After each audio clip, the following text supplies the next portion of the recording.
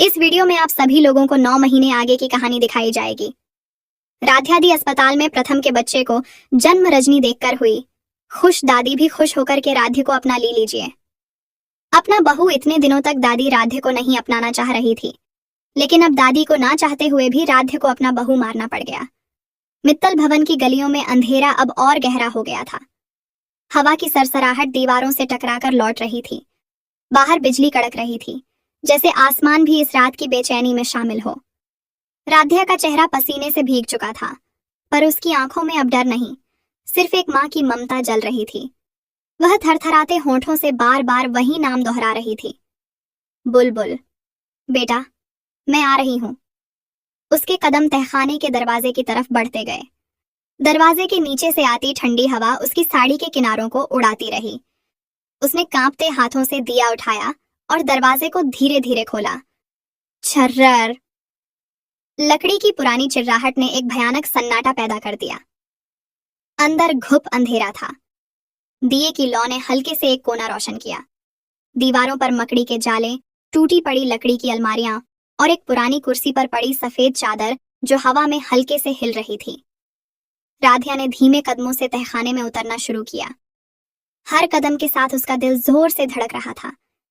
पीछे से एकता ने आवाज दी, राध्या, अकेली मत जाओ। लेकिन राध्या ने पीछे मुड़कर नहीं देखा। वह बस कहती रही, मुझे अपनी बुलबुल को ढूंढना है, वो यहीं कहीं है। दिया कांपने लगा। लौ एक पल के लिए बुझने को हुई, लेकिन राध्या ने उसे अपने हाथों से बचा लिया। उसने देखा, जमीन पर कुछ पड़ा था। उसने झुककर उठाया।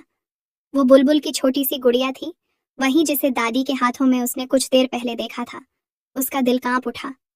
हे भगवान, इसका मतलब बुलबुल यहीं थी। वो और अंदर बढ़ी। दीवार पर पुरानी तस्वीरें टंगी थीं, कुछ मित्तल परिवार की, कुछ धुंधली, कुछ फटी हुई, जैसे कोई पुराना सच वहां कैद हो। तभी अचानक पीछे से दरवाजा जोर से बंद हुआ। धड़ाम! राध्या चीख उठी। उसने मुड़कर देखा, कोई नहीं था, पर अब तहखाने में सिर्फ दिए की हल्की रोशनी और उसकी डरती हुई सांसों की आवाज थी। कौन है वहां? उसने कांपती आवाज में पूछा। सन्नाटा। फिर कहीं पीछे से हल्की सी बच्चों जैसी हंसी गूंजी। ही। राध्या का खून जम गया। वो दिया ऊपर उठाकर चारों ओर देखने लगी। बुलबुल, बेटा तुम हो? दीवार के पास एक छोटा खिलौना गिरा, वही खिलौना जो बुलबुल अपने कमरे में रखती थी। अब राध्या की आंखें भर आईं। बुलबुल, मम्मी यहीं है बेटा। तभी पीछे से किसी ने उसके कंधे पर हाथ रखा। वो पलटी। दादी खड़ी थी, चेहरे पर वही रहस्यमयी मुस्कान। राध्या का दिया कांप गया। लौ लहराई। दादी, आप यहाँ? बुलबुल कहाँ है? दादी की आंखों में अजीब सी चमक थी। कहाँ होगी वो?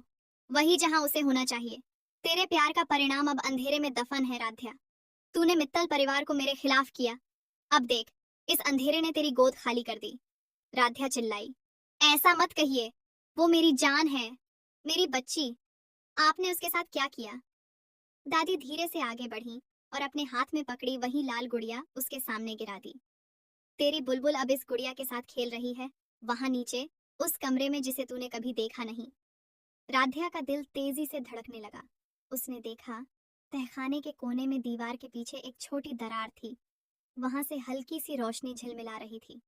उसने दादी को परे धकेला और उस दिशा में दौड़ पड़ी। दादी चिल्लाई, मत जा वहां, राध्या, वहां सिर्फ अंधेरा है। पर राध्या अब किसी की नहीं सुन रही थी। उसने दीवार के उस हिस्से को छुआ और अचानक एक पत्थर खिसक गया। दीवार के पीछे एक पुराना लकड़ी का दरवाजा खुल गया। अंदर से ठंडी हवा का झोंका आया और दिया एक पल को बुझ गया।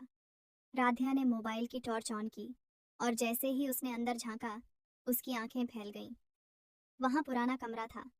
चारों तरफ टूटी पड़ी अलमारियां, पुराने खिलौनों के ढेर और बीच में एक छोटी सी कुर्सी जिस पर कोई बैठा था। उसने टॉर्च सीधी की और देखा, बुलबुल वहां बैठी थी। उसकी आंखों में आंसू थे। वो कांपते स्वर में बोली, मम्मा।